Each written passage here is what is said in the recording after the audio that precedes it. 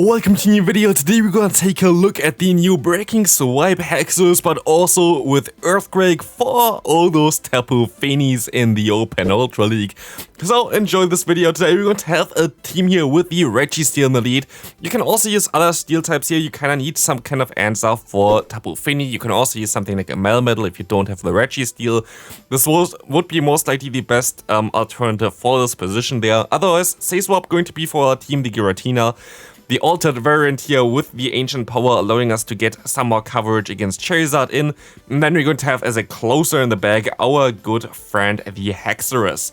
This team can struggle a little bit against some certain Pokemon. Here we're gonna get a lucky boost, which is really important because now it forces the opponent to throw another charge move here, which will allow us to now get easier to another one here. So you're going to be able to catch a move onto our Haxorus here from the opponent's Talonflame. In comes the Shift Ray and we can win this first game here. Good job there for the first one. Let's take a look at the next game. We're going to have a Warrain here in the lead. Warrain going to be fine for us, especially in the lead, as you can go ahead and go for the Zap Cannon. Of course, a debuff would be really nice here, 66% chance, and of course, no debuff coming in here. As we're now going to see the Earthquake going to get shielded by us, as we want to lose that health immediately. We can go ahead and go for one Focus Blast here right now. Let's see if the opponent going to decide to shield this move up, and they do exactly do that here. As I'm going to now let this move go through, it's going to do some pretty decent damage, but we can go ahead and go into our Haxorus. Farm on the opponent, in comes the Dragonite, and we can go ahead and go for some Breaking Swipe damage here. So yeah, today we're going to take a look if this Pokemon can do something in the Open Ultra League, as we already showcased it in the Great as well as in the Master League before on this channel. If you haven't seen those videos, definitely check them out, as this is a very cool Pokemon for those leagues. And also leave a like on this video and subscribe if you haven't already, helps out the channel quite a bit, as you're going to see now the Charizard getting wrecked by this ancient power. This is exactly why we went for the coverage of ancient power onto our Giratina. It just helps out with this matchup, as we can farm them down here and win this game. Let's take a look at the next opponent. This is going to be the struggle for this team. Gliscor in the lead is going to be a little bit tricky here for this team, as our backline is going to struggle a little bit with it, but of course the biggest issue is we're going to lose the lead here, which is going to allow the opponent to align the Pokemon like this, that they're going to have a great matchup all around, which can be a little bit difficult to overcome. Let's take a look if we can overcome that in today's game here, as you can go ahead and go for some Dragon Claws against the opponent's Jellicent. We're going to see the opponent going for a charge move here. I'm going to decide to shield this move up, and they're going to actually bait me here, allowing them to go for another charge move here, which is going to be the Shadow Ball. So great play by the opponent here. I cannot even say anything against it. It was just a great play by them, as we at least going to be able to farm them all the way down here with Lock On, which can be beneficial, as we're going to be able to go for a charge move against the Gliscor. But Gliscor here going to do, basically not gonna do too much damage here. We're gonna get the debuff, but our only play here is to go for the Earthquake again. Does the opponent know about this? Do they shield this move up? They actually do, which I didn't expect here. I think I still had a chance of winning this game if the opponent would have let this move go through. But sadly, they didn't give me the favor here, and we're going to lose this game here. But it's still going to be okay. We always have some games that we win. There are always some games that we lose, as we're going to encounter a Gastlout here in the lead, which is going to be fine for us. We can actually go ahead and go for some Focus Blast against the opponent, which is going to be very nice for us, as we're going to do some super effective damage here. Not enough to knock them out, but they're going to shield anyway, which is going to be very beneficial for us, as we're going to try to opt to go for basically a shield advantage here. I'm not going to erase any of my shields. Crunch going to be neutral, Crunch going to do some pretty decent damage, but still, we're going to do more damage here with our Focus Blast, and we should be able to win this also without using any shield here. Unless the opponent gonna go for 2 shields down, I'm gonna go for the debuffing move here, just in case they want to shield this move up. But they're actually going to let this move go through, allowing me to realign, but I'm just gonna go ahead and go straight to my Haxorus here right now, trying to get to the Breaking Swipe. And let's take a look at this one. We're going to see the swap from the opponent into a Tapu Fini. Great play by them, right? We're gonna get the debuff onto the opponent, which is going to be nice for us. But we can now at least go up, and let's take a look at this. They're gonna go for the Surf here. Can we hit a 1 Earthquake against the opponent here? Let's take a look at this one. We will be able to farm up to a lot of energy here, go for the Earthquake, and it's going to one-shot the opponent. We can still go for one Breaking Swipe here, and they definitely didn't expect that one. Earthquake is just such a nice tech move for the Ultra League, for this Pokemon. I really want to try it out just for those Tapu Fini matchups, and you see already how good this is. We're going to see another Gliscor. Gliscor is not really a Pokemon that you're going to encounter that often, at least I felt like. But honestly, I encountered 3 Gliscors in my first 4 games with this team. Of course, as always, those games are not in order because my program is just not putting them in order, they're just getting randomized the entire time. But I actually encountered 3 Gliscors in my first 4 games, which is of course very nice for a team that's completely weak to Gliscor. But still, we're going to be having hopefully a good time coming back from this one. Let's take a look at this. As you're going to get kinda hardwalled here by the Scrafty, we're going to try to go for another charge move here. We are forced to let this move go through, and we're kinda trying to hope that our Haxorus is going to be able to just beat the opponent at this point of time. This is our only win con, hoping that our Haxorus can do enough damage against both the Gliscor as well as whatever they have in the back. But in comes here now the Giratina, which is not really a decent play, as you're going to see here right now. It does not enough damage here. Our counter is going to be resisted. We're going to try to catch the move, and we're going to be able to catch the move here, which is going to be just a Surf, which is not really ideal for us either. They're going to stay in here, go now into the Gliscor, try to go for the Earthquake, and honestly, there's still some kind of play that I have here. I have to go for the Zap Cannon, which is going to be also single resisted, just like the Focus Blast going to be, but I need to get those debuffs, of course, so we're going to be able to survive some more charge moves as the Earthquake is coming through.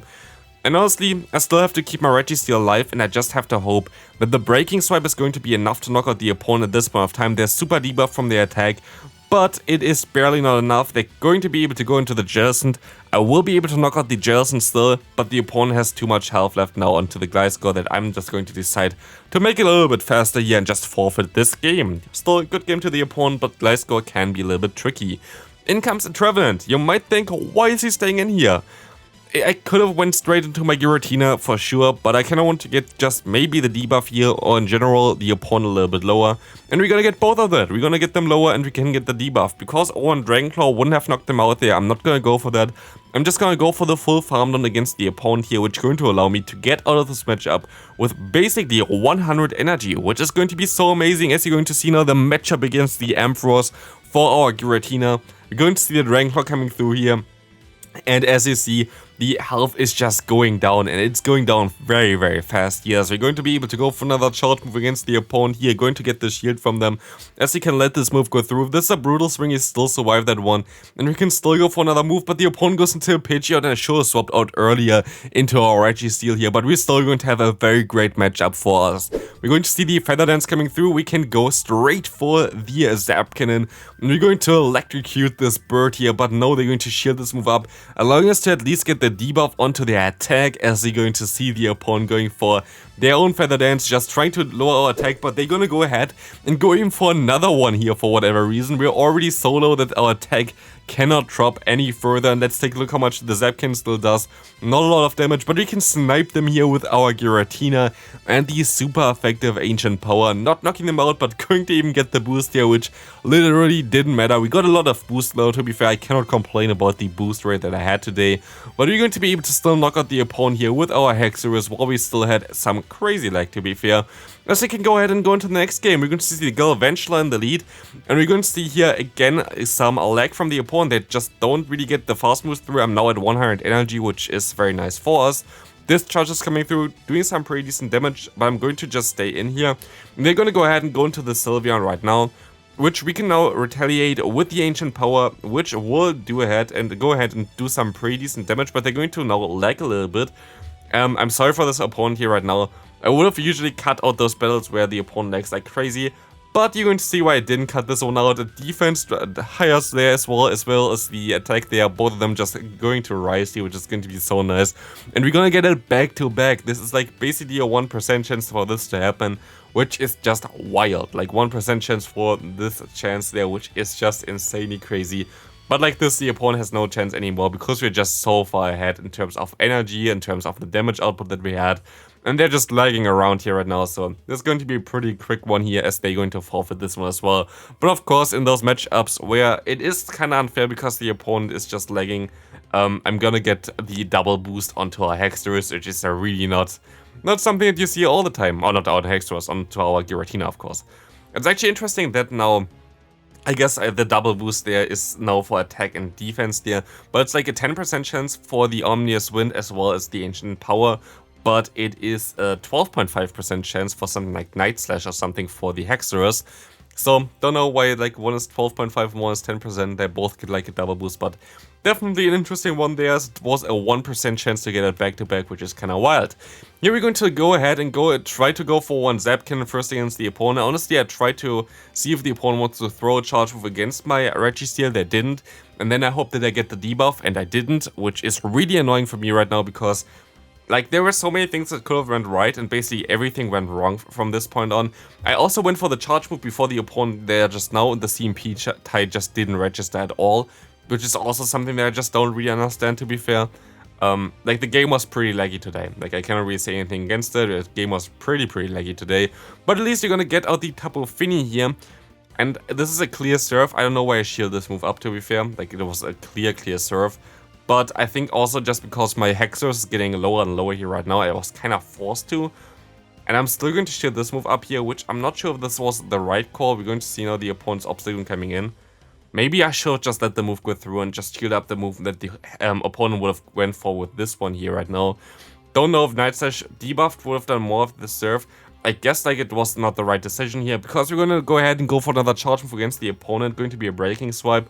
We had to hope that the opponent went straight for the charge move, which they didn't, and there's going to be sadly now a knockout there. But maybe if I played this better, I could have actually won this game, but I didn't play it well, so that's definitely my own fault here, right? We're going to see now the Ampharos coming in here against us, which is going to be totally okay for us, as we can go ahead and now go for the Focus Blast. I expect the opponent to also have a Focus Blast as well, which is a lot of times pretty common for this moveset here.